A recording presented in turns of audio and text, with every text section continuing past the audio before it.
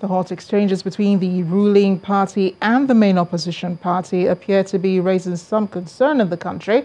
And many believe that politicians should begin to temper their language in such a manner that political supporters will not act negatively. Now, ahead of Saturday, what should be the approach of politicians in not only managing their expressions, but also in ensuring that their supporters conduct themselves in a civil way ahead of the rescheduled election.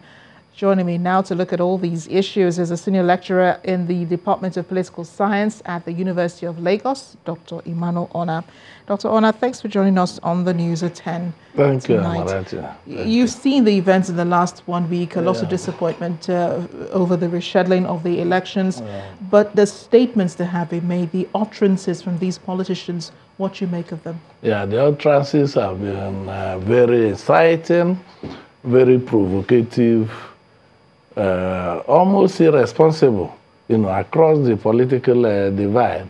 Leaders are talking as if they are thugs, and it is unfortunate because all these kind of talks go to tell the people, what to do. And if the people act in the way that the leaders are talking, then there's trouble ahead, So it's a pity. Whose responsibility do you think it should be to restrict or sanction some of the utterances that are being made? Because nobody's taking responsibility for this, and nobody's looking at the impact that it has on the people who are listening. Yeah, I think we got it wrong early in the day because these utterances, this type of negative utterances, were being made right from the start of the campaigns, and nobody asked any question. It would have been a better situation if some of these leaders will say something, will make all these their frivolous allegations, and then there will be an authority that will call them in for questioning, to come and explain exactly the basis and the meaning of such allegations. But what we have seen is that anybody can come up and say anything and then get away with it and nothing happens to the person. And because of that, they have kept on the heat. They have kept on saying all manner of things without any proof, without any facts at all, and then they get away with it, and the politics is being overheated. It's totally unfortunate, Yeah, but that still doesn't answer the question whose responsibility it is to it should ordinarily be the responsibility of the police, to call in people who are, for instance, telling us that elections are being or are going to be rigged by one party and the other. They call them in to give the police more information, because it is the police that will handle such situations if they actually come to pass, But now, it is as if the police is handicapped. It is as if they lack, I don't know whether it's moral authority that they lack or what, but because they are not calling in anybody. People are just making frivolous allegations all around the place.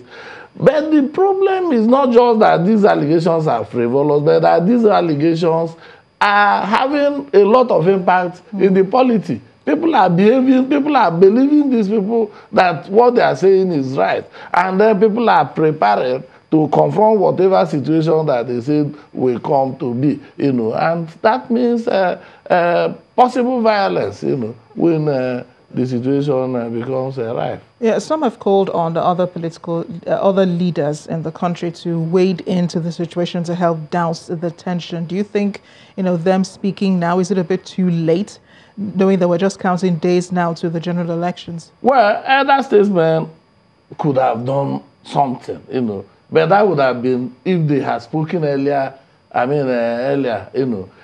I think that many of these statesmen are also in the ring. Many of them are also even part of this kind of statements. But be that as it may, it is now almost too late for them to even make any desired impact. I think that right now, what can douse the situation is the manner of elections that will be conducted on Saturday. If INEC conducts a free and fair election on Saturday, then the tensions will, almost evaporate. Hopefully. Dr. Emmanuel Ona, thank you again for joining us on the News at 10. Thank you.